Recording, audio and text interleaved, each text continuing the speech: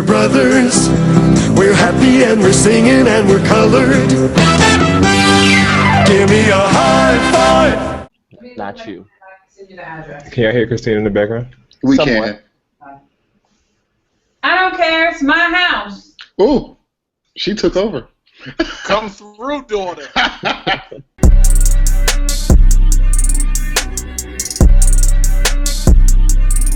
Welcome to another edition of Bro Talk Live, the best show on the internet, for us, by us. Kick it to my main man, Dex. Bandana still on fleek. What's going on, bro? Memorial Day style. Dex the one here, Memorial Day style indeed. I'm happy to be here. Are you proud to be in America? We're reporting for duty and proud to be American and from America and making America great. Finally. Again. No, I don't know about it again. Ty the God, what's up? Oh, you're on your Afrocentric kick, I see, with that shirt you got on. Or is that Jamaica? What's that? Is that a weed shirt? What's going on? Oh, Navy? No, I don't endorse such things. As you know, I am drug-free and alcohol-free. So this is actually from a music festival a few years ago. Was Lauryn Hill there? No, it's actually celebrating the works of wonderful artists such as Bob Marley and all those wonderful people who sing about peace. Was this a music festival you attended or a shirt you got from The Gap? A shirt that I got from The Gap. I was not there. Bill, what's up, bro? I'm here. All right. Why does everybody have some kind of headdress? Is that what we're supposed to be doing today? Headdress, is that what we're calling it now? Yeah. All of a sudden, I just want to take it off. Memorial Day was great, aside from the fact that I wasted $11 watching the new X-Men movie. But besides that, everything was good. I didn't get a chance to see it. Don't waste your time. Don't bother. I heard it was good. Who about who? The credits. The credits were good when it went off. That's when it was good. It was that bad? That bad. Someone who didn't have a great Memorial Day weekend was... Oh, gosh. Harambe. I think that's how you pronounce his name. Doesn't really matter. Harambe? Formerly known as Harambe, now known as deceased. He was, if you guys haven't heard, he was the victim of the killing at the zoo, all because of a kid who wanted to jump in and play with it because of such movies such as Jungle Book and the new Tarzan movie, which is promoting children's entrance into wildlife territory. I don't know if I like how you're presenting this story. But in any event, we all saw the video. We saw the kid get dragged, and immediately Twitter went up with the jokes and everything. It was crazy. People laughing, having a good time, talking about my mother would have whooped my ass, all this other stuff that their mother and father would have done to them. But then we found out that the little boy was actually black, and that's what everybody halted things on Black Twitter, and was actually pretty shocked. These are some of the photos and memes that we saw on Twitter when people found out that the little boy was black because they thought he was white the whole time, and a little more serious discussion decided to come out of it. Zookeeper shot this 450-pound gorilla with a rifle rather than tranquilizing him, and that's what has people up in arms. The brief encounter between the gorilla and the child sparked widespread internet outrage over the decision to shoot him and whether the child's parents were to blame for quote-unquote failing to look after him in the first place. The family was reportedly visiting the zoo on Saturday when the boy slipped away and entered the enclosure. Kimberly Ann Perkins O'Connor, who captured part of the incident on her phone, told CNN that she overheard the boy joking to his mother about going into the water. Then, suddenly, there he was being dragged by this gorilla. The zoo director for the Cincinnati Zoo, Thane Maynard, said that the child's life was in danger. People who question that don't understand that you can't take a risk with a silverback gorilla. This is a dangerous animal. Looking back, we'd made the same decision. The child is safe. Some has also suggested that the boy's parents should be held criminally responsible for the incident. Even an online petition has been started, and it's earned more than 200,000 signatures right now in less than 48 hours. This beautiful gorilla lost his life because the boy's parents did not keep a closer watch on the child, quote unquote. That's what the petition says. Someone who is on the side of the zoo, on the other hand, is one wildlife expert, Jack Hanna, the guy who we've all grown up looking at in these wildlife shows, and also makes a number of appearances on this show's favorite show, Maury Povich. He said, quote, they made the correct decision, noting that a shot from a tranquilizer gun might take 5 to 10 minutes to take effect. And it was clear to Hannah that Harambe was already alarmed by the situation, and the tranquilizer shot would have just aggravated him further, putting the child more at risk. Jack Hanna said, a human being is alive today because of the decision that the Cincinnati Zoo made. D.L. Hughley and Ricky Gervais both spoke on the other side of this on Twitter, saying, quote, if you leave your kid in the car, you go to jail. If you let your kid fall into a gorilla enclosure, you should too. Team DL. Ricky Gervais said it seems that some gorillas make better parents than some people. And also, last but not least, the woman, the parent of the child, decided to speak out via a publicist on her Twitter account. She said, quote, I wanted to thank everyone for their thoughts and prayers today. What started off as a wonderful day turned into a scary one. For those of you that have seen the news or been on social media, that was my son that fell into the gorilla exhibit at the zoo. God protected my child until the authorities were able to get to him. My son is safe and was able to walk away with a concussion and a few scrapes. No broken bones or internal injuries. As a society, we are quick to judge how a parent could take their eyes off their child, and if anyone knows me, I keep a tight watch on my kids. Accidents happen, but I'm thankful that the right people were in the right place today. Thank you to everyone that helped me and my son today, and most importantly, God, for being the awesome God that He is. Guys, so I have a question for you. Who's overreacting in this situation? Was it the zoo by killing the gorilla, or is it all the people who want the parents to pay for what happened? What you think? Can I start, The please? people who want the parents. Go ahead, Bill. You want to start? So here's part of my, because there's so much going on. So first of all, I have an issue with the mom bringing God into her mess.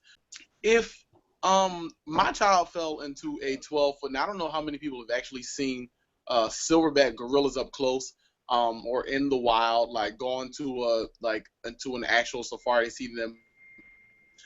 When they charge, they are very, very, very big animals. And if they charge at you, they can literally rip a human from limb to limb with their bare hands.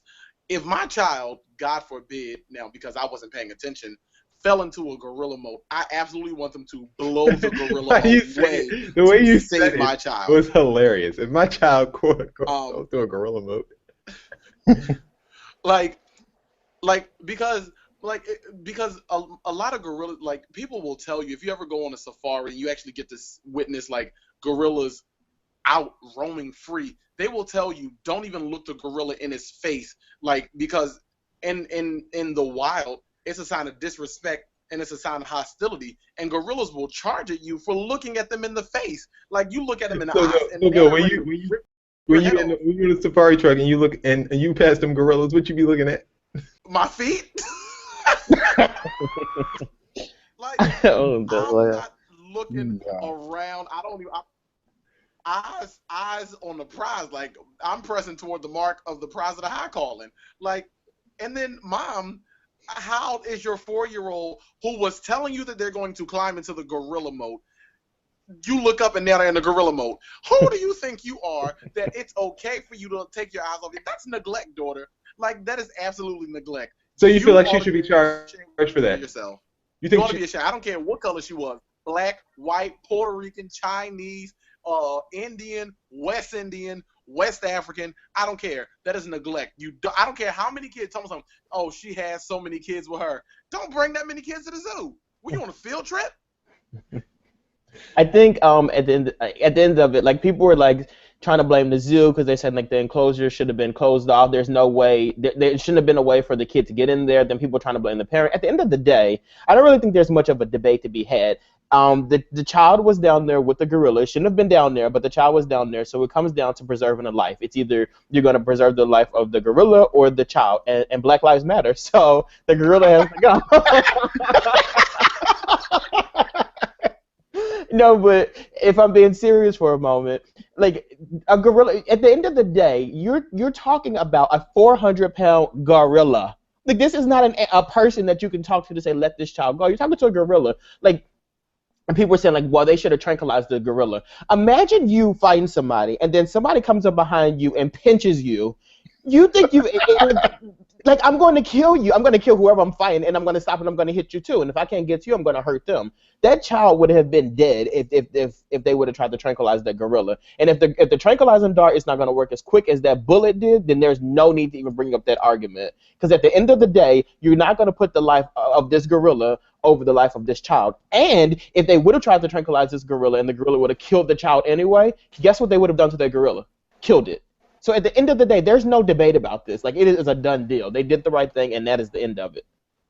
So And lastly, people keep saying like the child shouldn't have been able to get down there. At the end of the day, like, you would just assume that a child wouldn't try to get down there. Like I don't think the zoo is to blame for this. The zoo did exactly what they needed to do, which was make sure the child was safe. At the end of the day, I don't like the tranquilizing. The people who are advocating end of days here. A lot of end of days. Can you hear me? Yeah, I'm just saying there's a lot of end of days. Like everyone keeps saying. At the end of the day. Yeah, we gotta make sure they clear it up. You know. We are at the end of the day. It's 10:30 over here. Like, you can't tranquilize this gorilla. Number one, for a few reasons. He could have fallen backwards. He was in water and drowned anyway. Two, he could have fallen on top of the child and drowned himself and the child. Things that we probably didn't really think about. Three, he could start going crazy and pounding the hell out of the child. And then you all would have been like, why would you try to tranquilize a 400-pound gorilla? And you see him right on top of the child, and we had to witness him pound the child half to death. You should have just shot him. So there's no way that people would have been satisfied in this situation. And so what you do is you allow the professionals to make their assessment and do what they thought was best. Now, with the mom, everyone's saying she needs to go to jail or face charges and all that stuff. I don't agree with that. I think that's the stupidest thing I've ever heard. Because I've been in charge, and I don't have kids myself, but I've been in charge of kids where I've taken my eyes off of them for like 30 seconds, and I found them about 5 minutes later. I was able to find them, but they were gone just like that. Like, kids dart off, they disappear. You lose little suckers in like 3 seconds.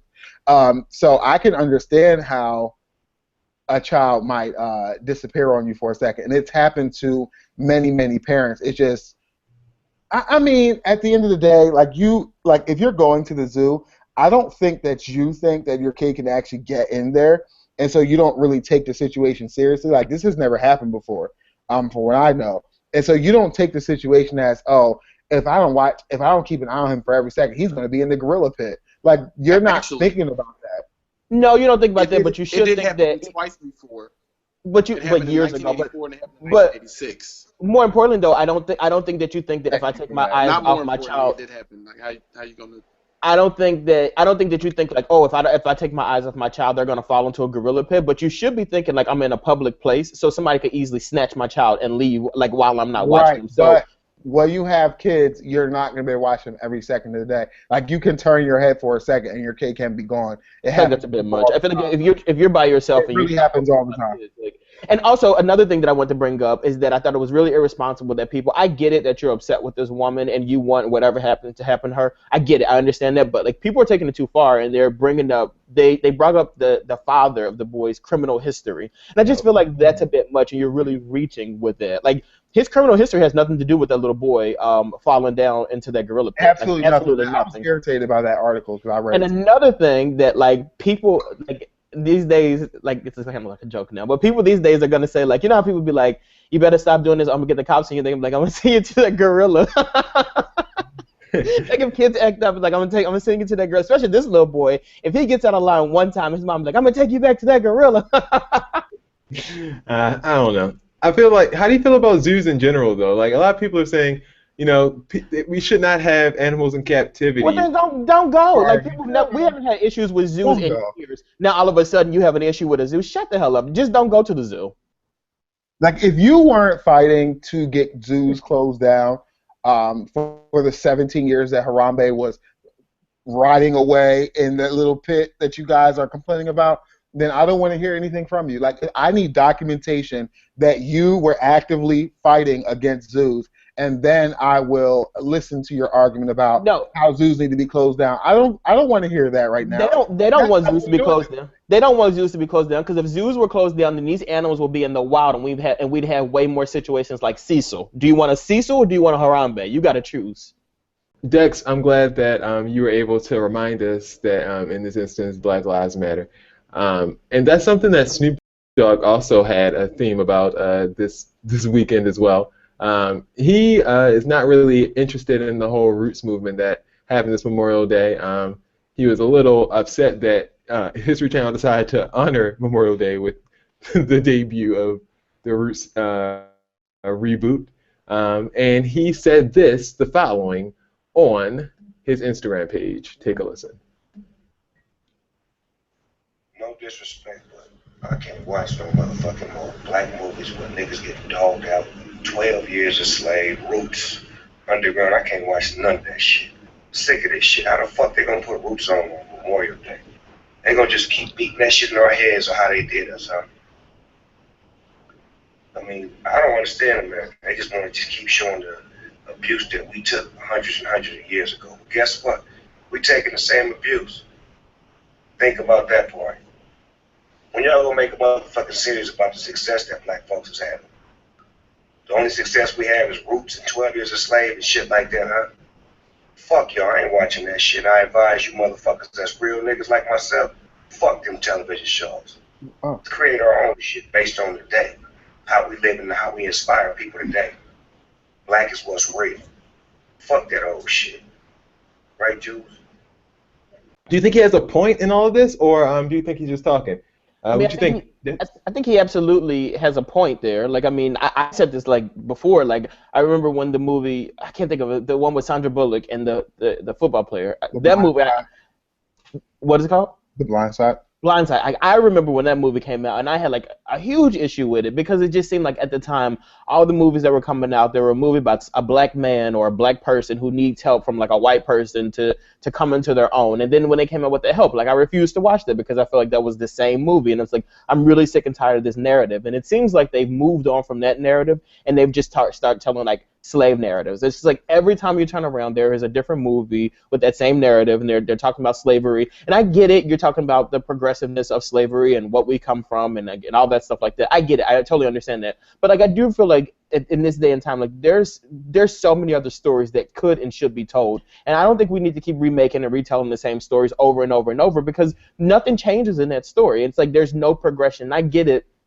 You know, because you want the new generation to see these movies and understand like where they come from because they're definitely not getting taught that in school. So like I get it and I totally understand that, but at the same time though, like that's all they're getting told. Like there's no other stories. It's hard for me to agree with Snoop Dogg though as he sits there with like that headdress on, but like he does have a pretty valid point. I'm a real N-word like himself because Ty, are you one of the real niggas? Ty, are you one of the real niggas that Snoop Dogg is referencing? In this? I would like to not prefer to myself as such a thing. However, I understand both sides of the story. I'm one for education. I'm one for if you don't understand your past, you are bound to repeat it, those things that we learn as fundamental. So I do think it is important to tell stories like that just to see where we come from. However, I do believe that we as a people need to make a concentrated effort to make sure we put out the narrative that we are doing great things. Like if we ourselves, like if you look at social media and Black Twitter and all those things, we don't really, as a general population, support the narrative that we're doing a whole lot of great things. We focus on ridiculous things. We focus on tearing each other down oftentimes.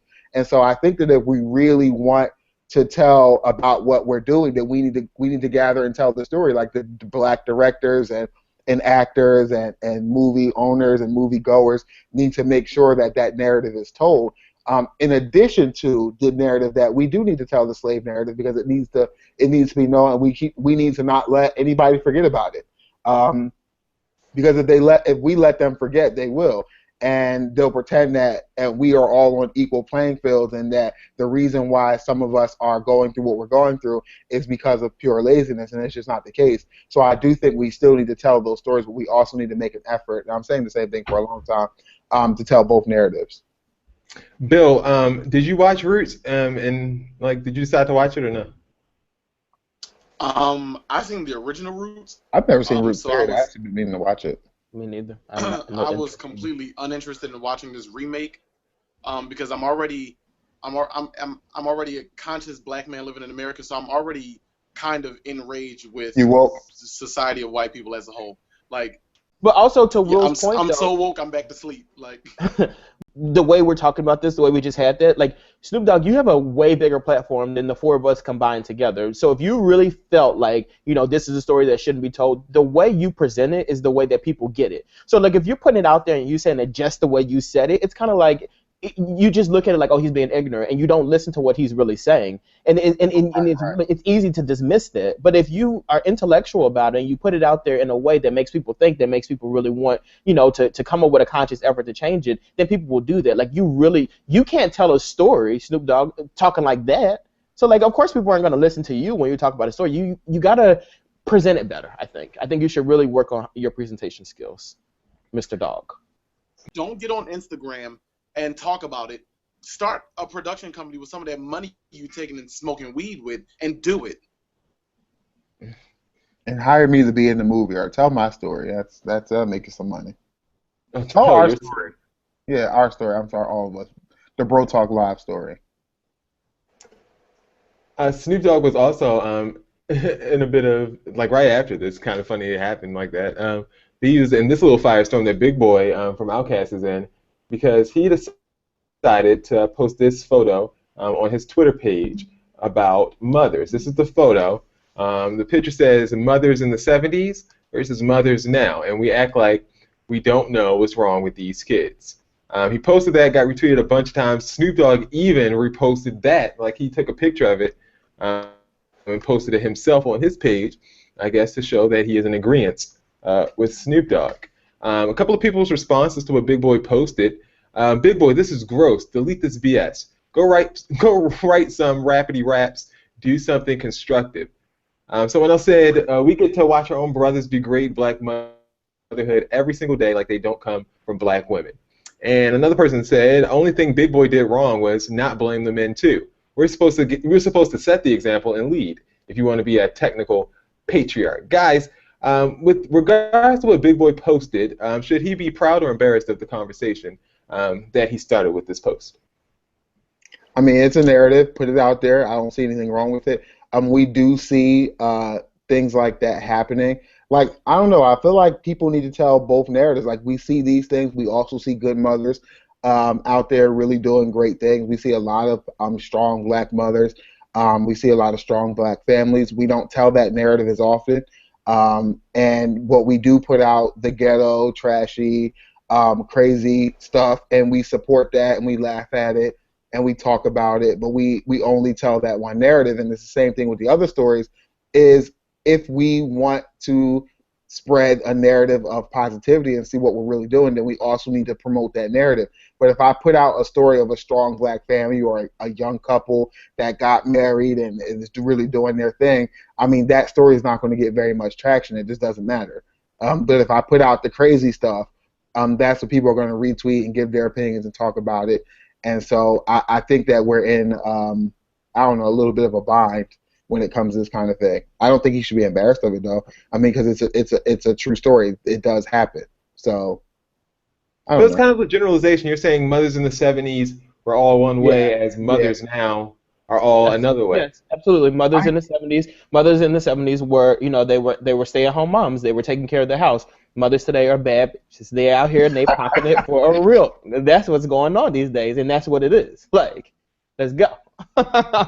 No, seriously, I think what I don't like about this is that you're comparing a TV show mom to, like, people in real life who have real life issues. Like, that makes no sense. I think that he should be embarrassed that he did that. He also should be embarrassed that, like, you're not even starting a narrative. You're like making a joke at this point. Like, you're not like facilitating a conversation. You're just trying to be funny. And to me, like, I mean, I'll take it as that. I'll laugh at it, but, like, I won't take it serious. He's just like Snoop Dogg. If you're really trying to put a point out there, put a point out there.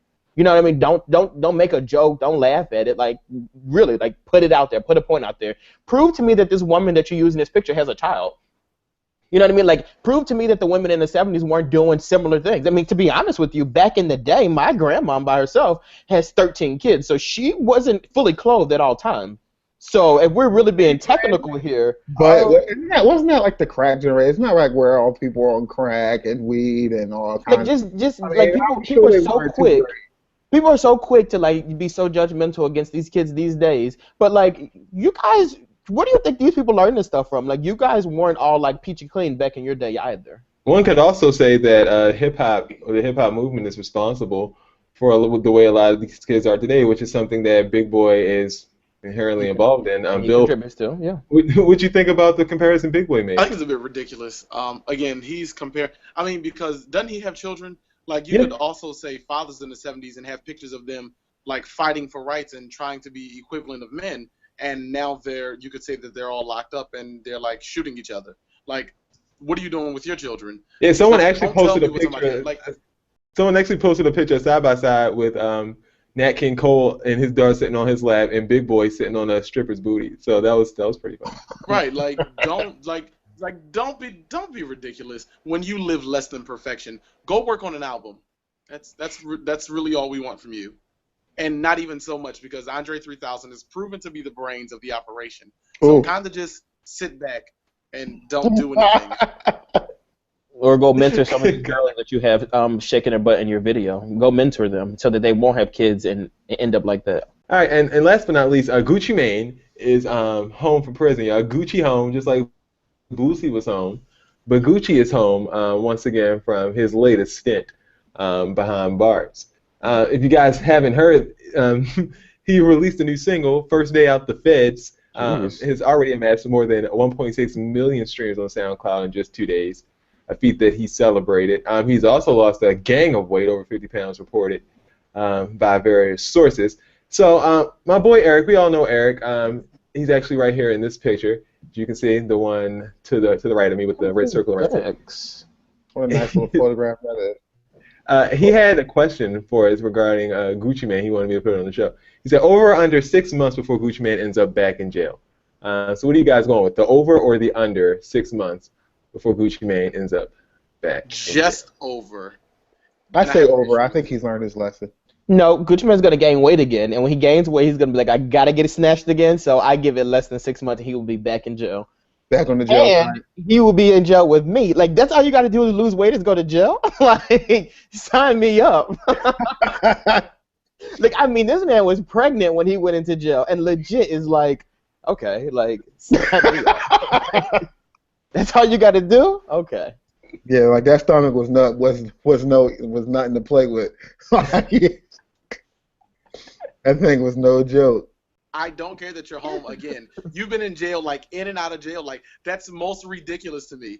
Like, I do not care that you're back home again. Do me a favor and stay in next time. That way I don't have to worry. Like, stop coming home. Like, you're being ridiculous at this point. You clearly have never learned your lesson. You and T.I. are the same person, and you need to be locked in a cage. That's what they made cages for. People like that who don't learn a lesson. Go back and stay there. What was he in jail for anyway? Pushing Who the even girl, knows? pushing the girl out of a Something running car, a moving car. Oh, excuse me. I don't think he'll do that again. I hope. I mean, I don't care. I mean, at the end of the day, I think they No, were. but he's going to do I mean, we drugs put a lot of again, attention. and he'll have We put a lot of attention on the And then negative lock up. narratives. Somebody getting out of jail. I mean, this is college graduation season. We didn't. That's positivity. Someone getting out of jail is positivity. What you mean? Not really. You shouldn't have been in there. Exactly. How's that positive? In what way is that positive? You got released from prison. You've been. I mean, one less person in prison though, and then he came out, and then he came out, and then he did a music and You stuff like that. shouldn't have which been means in the first place. okay, but people make mistakes. I mean, sure, like really, if the car door was locked, he wouldn't have been able to push her out. So that's a mistake that she made. Okay, how about the time before that? How about the time before that, when it was drugs and weapons? I mean, if they had stronger gun laws, then he wouldn't have been able to get them guns and stuff like that. So like, that's somebody else's problem. That's the government. Thank you. And the government locked his ass up. That's And fine. if people didn't OD on lean, then it wouldn't be illegal, right, Dak? Tell them.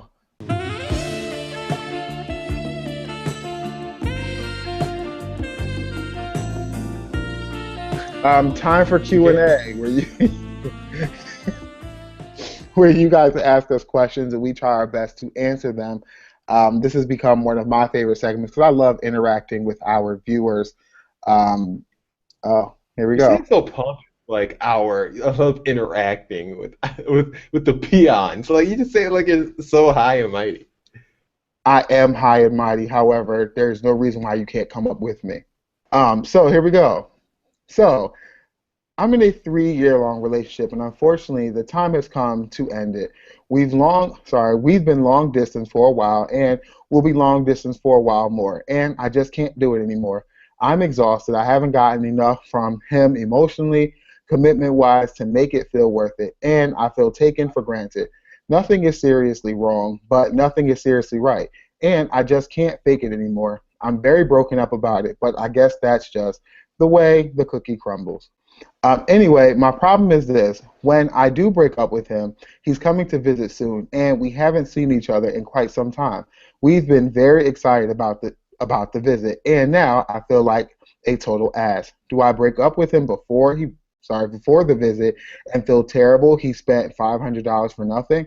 Do I wait and hope that everything resolves itself during the visit? And if it doesn't, do I just pretend everything's okay and then at the airport be like, so I think we should see other people this week.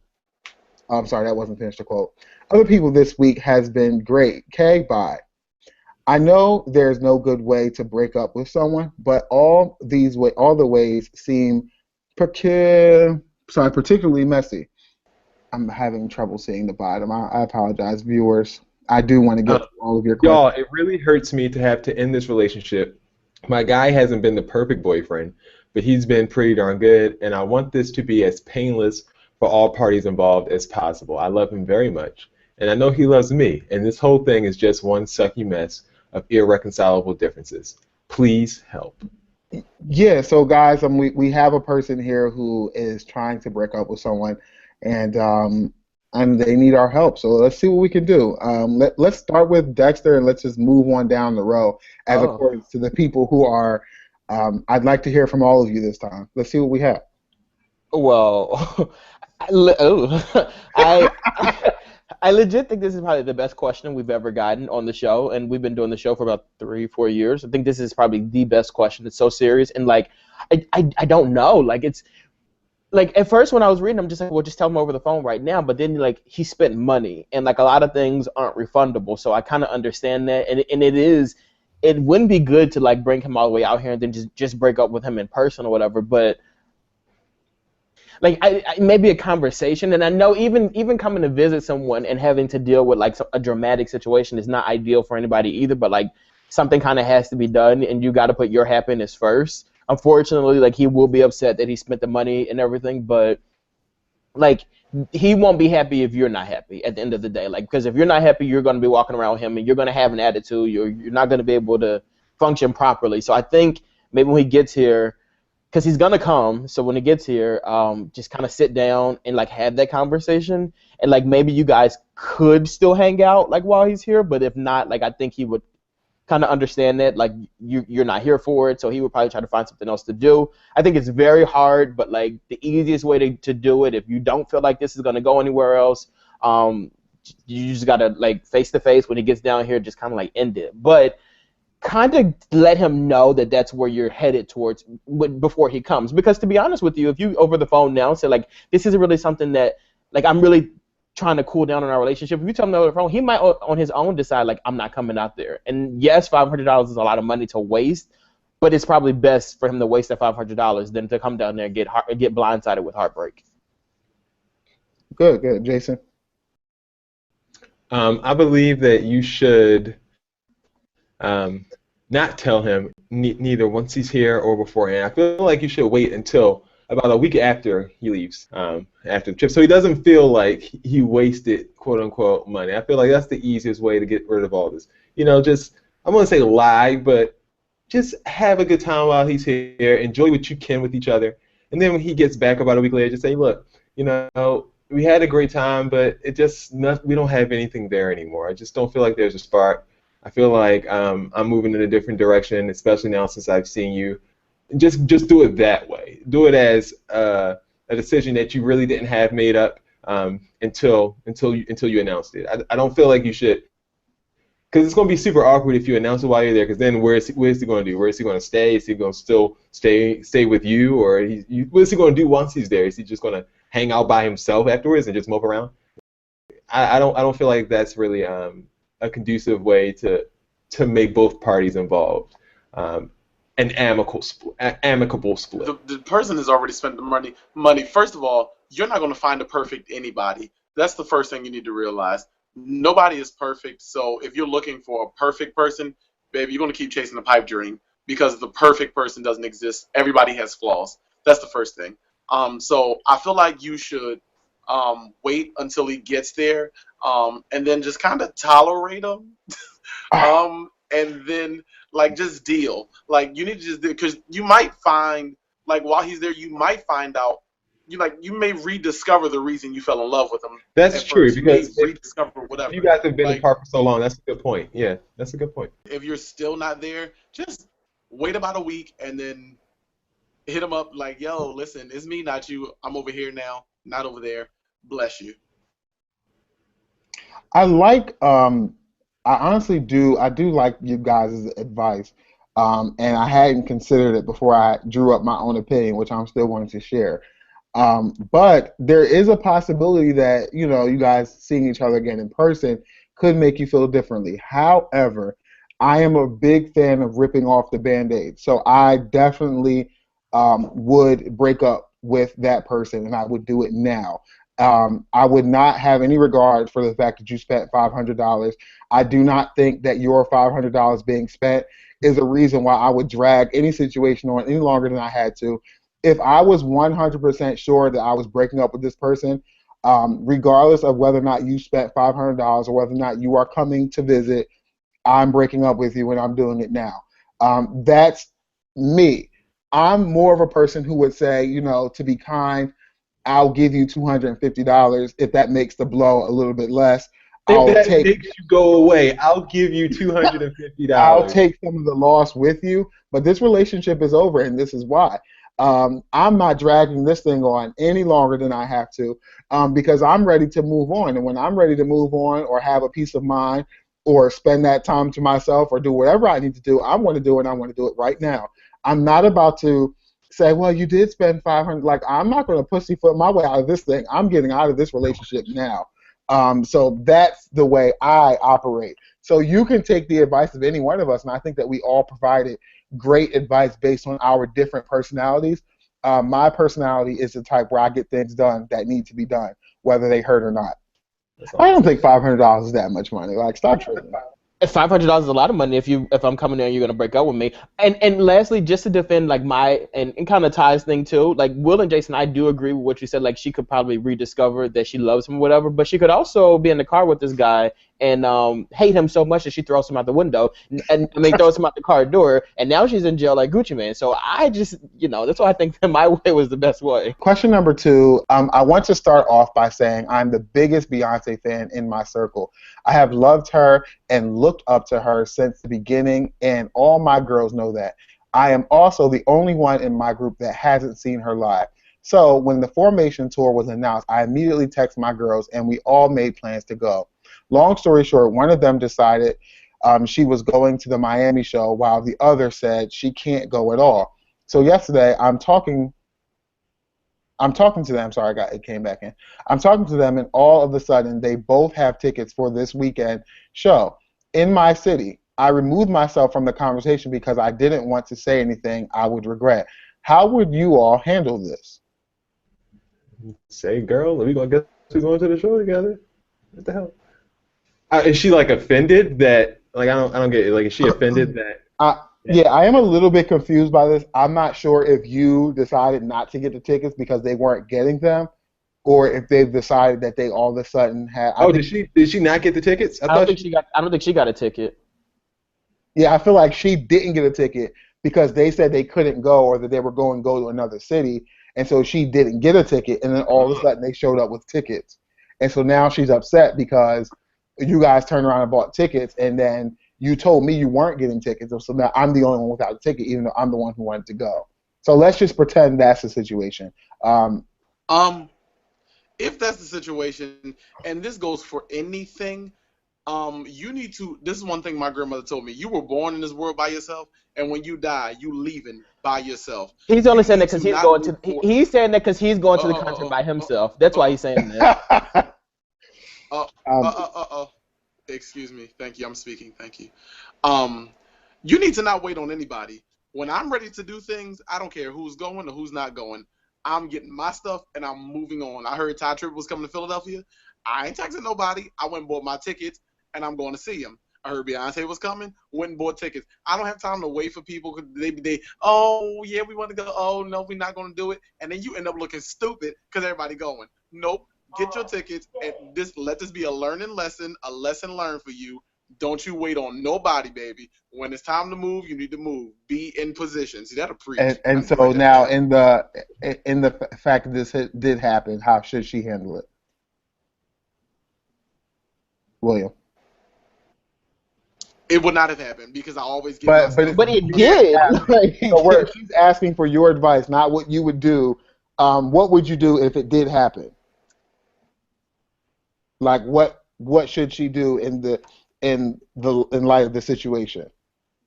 Me, I would lay everybody out and then find a show that's easily accessible to you and go.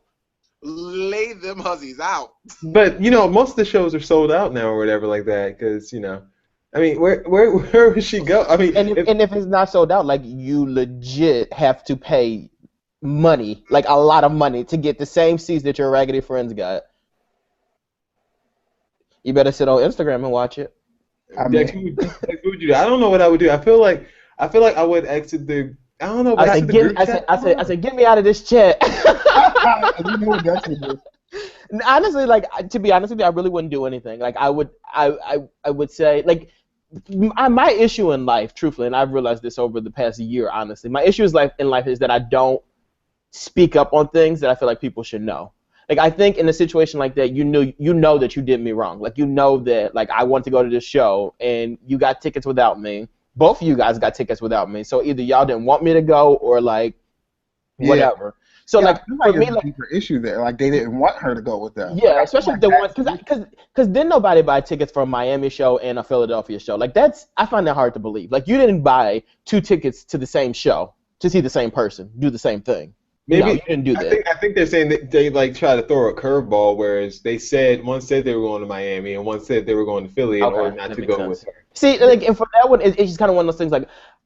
Like I said, my issue is that I don't speak up on things. Things like piss me off and make me mad or whatever, and I don't always say it because I feel like people should know that you did something wrong, so you should know that you did wrong. So I wouldn't say anything about it, but I would also never talk to them about going to a concert ever again, and I would just slowly but surely like end my friendship with them. I think I would ask them which seats both of them got, and if I found out that they were sitting together, then we'd have a problem.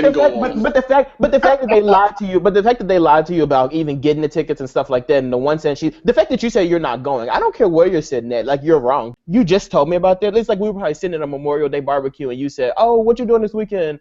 "Oh, I'm going to see Beyonce." "Oh, me too." "What you doing?" That you going to see Beyonce this week? I will be there. In formation, not like this girl here.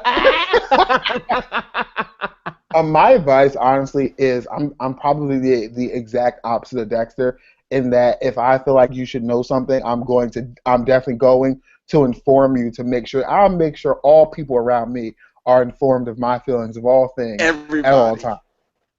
So if I feel some type of way, you will definitely not escape knowing about it.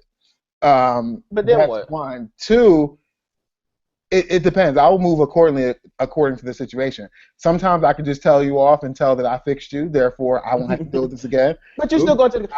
Sometimes I'll take a break from you, like a little break, and and sometimes I'll end our relationship altogether. It just depends on how I felt about that situation. This is the type of situation where I'll probably just tell you off. I don't think a Beyonce situation is serious enough for me to end a friendship. Yes, it is, because you're lying. Why are you lying? I feel like, pardon me. I'm sorry, but why would you lie? Oh, you gonna keep going? Yeah, I am. I feel like honestly that they did not want her to go with them. Like that's the sneaky feeling that I have in my mind. And so if you excluded me in that way, then I'm definitely done with this little friendship of ours. because I feel like they just didn't want you to go. How did they both end up with tickets and you end up with no tickets? They don't want you to go. You brought it up in the first place.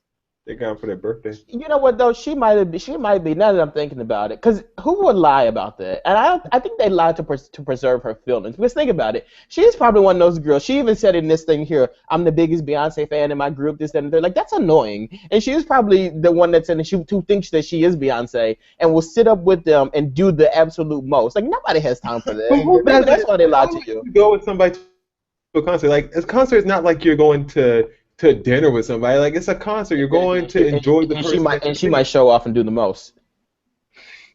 Yeah, she might be embarrassed, like yes, B, and all. Or performing and whatnot. She might have a wig down to her toes or whatever, swinging it around. Nobody has time or energy for that. Ain't nobody going to care. Don't nobody look at somebody when they're at a concert. But sometimes you don't want to be. Like, sometimes you have certain friends and you're thinking of certain events that you're going to, and you're like, I don't really want this person there. Even though I am friends with this person and I don't mind, I don't want... You're in a group chat with this person. Here. I'm in group chat with these people here. I'm in group chat with Will, man. Will are both going to the concert. We're not going together because Will will probably show off at the concert. I don't have the time or the energy for Will to show off at the concert. Bill, you going to show off at the concert? Bill is definitely going to show off. Bill? William's trying to be so humble lately. Do you see me ignoring that? William's trying to be so saved lately. Will, are you going to show off? What you gonna put on? Something Next. bright. He'll probably wear like one of Prince's attires or something like that. Like Will is gonna do the most. Watch, y'all listen. Dex, Make sure you post lots of pictures to prove Dex. Bill said you're gonna have one of them headbands with the flowers on, like on Snapchat. Well, send your questions to BroTalkLive.com. We appreciate interacting with you all, and we hope that you got something out of this. Our next segment, as Jason will introduce, is the return of Jizza Thoughts. Guys, we haven't had Jizza Thoughts in a while, so I decided to bring them back for the culture. You feel me? Seething with joy. All right, guys. Question: why do they call the Virgin Islands, the U.S. ones, and the British ones? Why are they called the Virgin Islands? Because you can't have. Dex, what you say? They can't have sex? I said Yeah. Maybe that's what it is. There's no sexual activity going on in these their islands. I'm gonna reserve. No. to be honest with you, I don't know. So that's fine. I never looked it up. So. Oh, so can we all agree that I'm 1 for 1? I guess my answer's not good enough.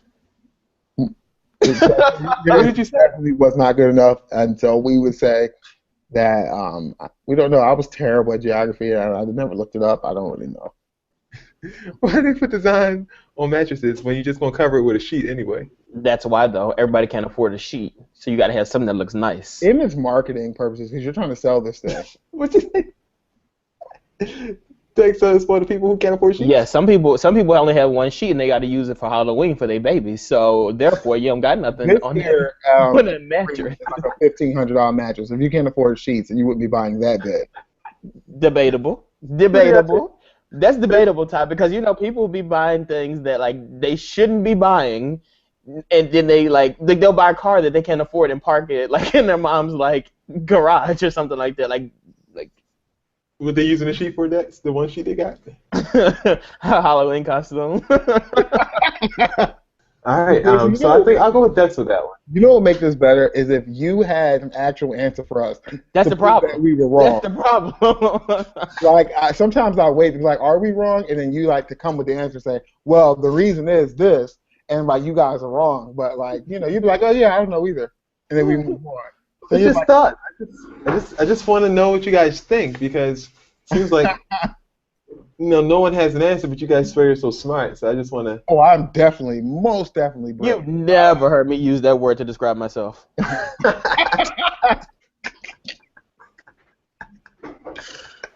think you're and last but not least, this isn't really a Jizza thought, but this is a cool optical illusion, guys. How is this happening? What's happening here? What do you mean, how's this happening? What? How is this happening? How is her legs in between his legs like that? Do you get what I'm saying? How's this picture happening? What? Oh, yeah, I see it now. Oh, yeah. Maybe her legs are just, I don't know what's happening there.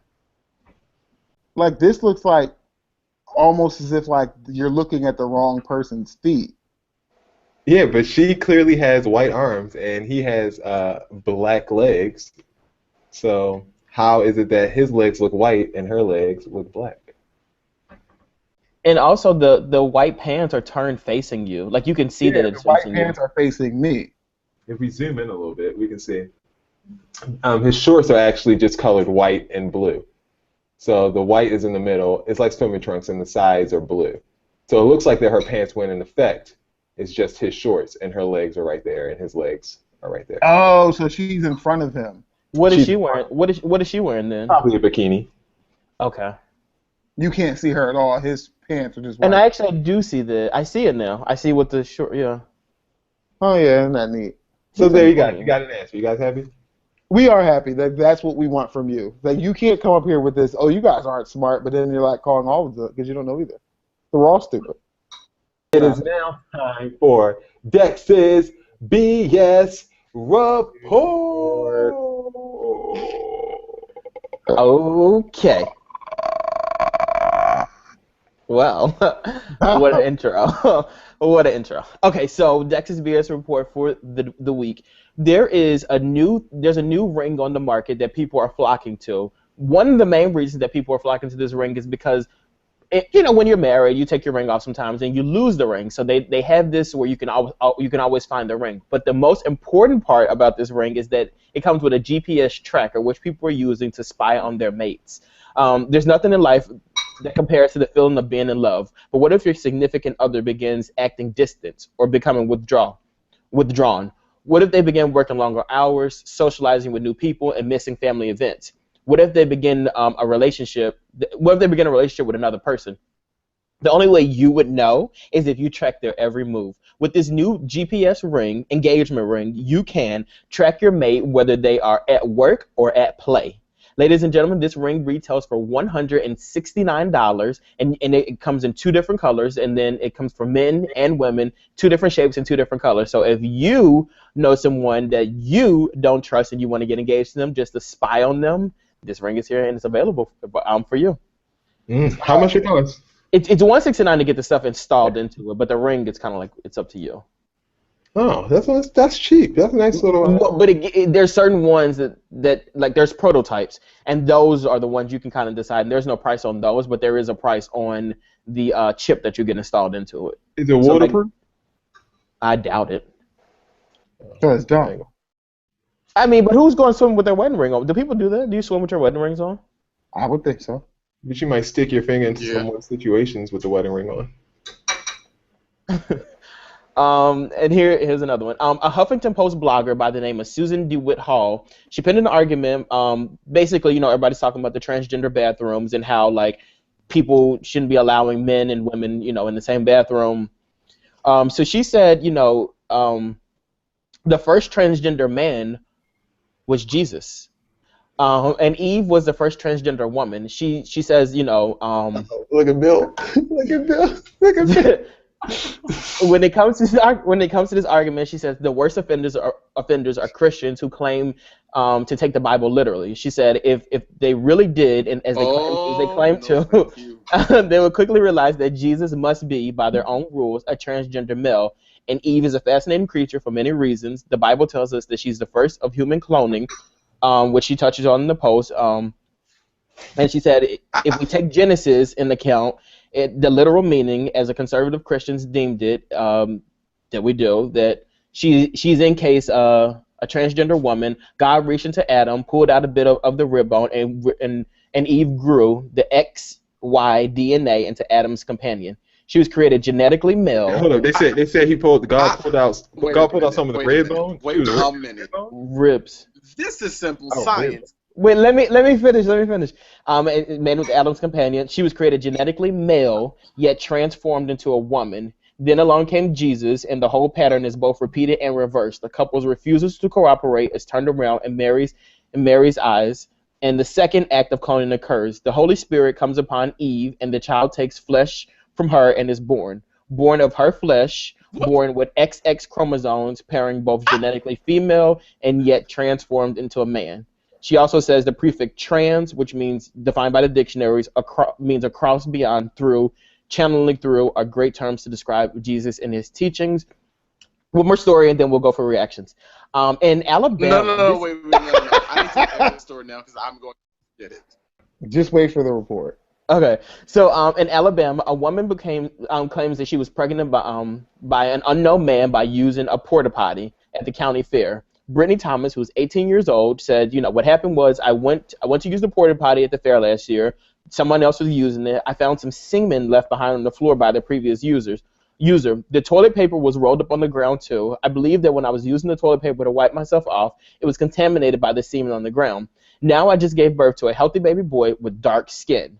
Both my husband and I have blonde hair and blue eyes. It took a while for my husband to understand the science behind getting pregnant, but now he supports me, and we just want to know who the father is. They released a sketch of the black man who they believe is the father, and she just wants the guy to reach out to them because she wants her baby to grow up with his father, and she also wants him to begin paying child support. And that is Dex's BS report for the week. Go, Will, get him. I need this woman to understand the simple science of deoxyribonucleic acid, also called DNA. Ooh, Dear, if you have a bone marrow transplant as a woman and your donor is a male and they then take blood, you will show up as a male. I don't want you to for 1 second think that God, Jesus, or Eve were transsexual anything. The only thing trans that had to do with the Holy Ghost was the transfiguration that took place after the Holy Ghost fell. I don't want you to for 1 second think that that it has to do with it. God is a spirit, which means he transcends. Okay, he lives in eternity, and he is not confound to time. I don't want you to think. What is this woman's name? I'm going to write her a letter and explain to her how things work. Okay, DNA means you take chromosomes from one person and you get it from another person, and that's how a baby is born. That is not. Don't you ever in your filthy life say that Jesus was a transsexual. Like, there's absolutely no way to prove that. Jesus said, I and the Father are one, meaning that he was a male, and he let the world know that he was a male. When he hung up on that cross, he did so as a man. I don't want you to even try it with no foolishness, trying to okay transsexuality. It is not okay. And my views may not be their views, but let me tell you something. As a conservative Christian, the Bible tells us that it is a sin abominable before the Almighty God, and you need to govern yourself as such. I don't want you to think it's okay. Her name was Susan DeWitt Hall. I should use that story last. Her name was Susan DeWitt Hall. DeWitt Hall? Yeah, and she's a Huffington Post blogger. Like, they allow her to write that. Yeah, she got a letter coming. I don't care what they allow her to write. She got one coming from me. Give us that name, Dex, so we can make sure we write that down. Suzanne DeWitt Hall. It's a spelling bee this week. Why don't you spell it? SUZANNEDEWITT. You ain't got to spell it. I'm spelling it how I spell it. HAL. What? She ain't gonna get the letter then. That's not how it works. Oh, she gonna get the letter because it's going straight to the Huffington Post. I don't care how they spell a name. She gonna disrespect and undignify my Jesus. She don't deserve a name. I'm gonna put SUSAN, Susan. Time for seats. That's my seat. Y'all go ahead. Y'all go ahead. Nope. Y'all go ahead. I'll go. And another thing, you need to understand that Adam was the prototype. You know what? Go ahead. Come on. Y'all go ahead. My seat this week is going to go to Adele. Like, I like Adele's music, but, like, there was a concert that she was in, I believe it was in London, and someone, they did push it a little bit. They were recording the concert and had the audacity to set up a damn tripod. Like, but she stopped the concert and was like, I don't want you filming me, this, that, and the third. And I understand the tripod was a bit much, but don't you ever think that you're about to charge $200+ for tickets and think that I'm not going to Snapchat the performance. I'm going to Snapchat me, I'm going to Snapchat you, and I'm going to Snapchat the crowd. I pay way too much money for these seats for you to tell me that I can't record. So Adele, for that, you can be seated. My seat is going to go to a little bit of not necessarily a seat, but this is a story that I listened to a podcast on this week. The podcast is called Criminal, and it is about this story that happened back in, I think it was the 60s or the 70s, about this race war, quote unquote, that the Ku Klux Klan was having with a group. And what happened was they were picketing the Ku Klux Klan because the Klan was over here terrorizing people or whatever like that. And this happened during the same time as the Iran hostage crisis. So what happened was the group was out there marching down the street, and the Ku Klux Klan, I can't remember, I think it was in Georgia. I can't remember exactly where it was at because I've only heard the story once, which is actually my point. They were picketing, and the Ku Klux Klan turns around, ends up shooting 39 shots at these black people who were marching for their rights. Ended up killing 5 of them, wounding a bunch of them. And they said in the podcast that the story was breaking news. It was national news for a couple of hours, and it all went away as soon as the Iran hostage crisis happened. So my point is, if you're going to talk, if I hear a whole bunch of people talking about, white people saying, oh, black on black crime is the reason that black people are the way that they are, and that's the reason that, so many black killings happen. No, the reason that so many black killings happen is something completely different than black on black crime.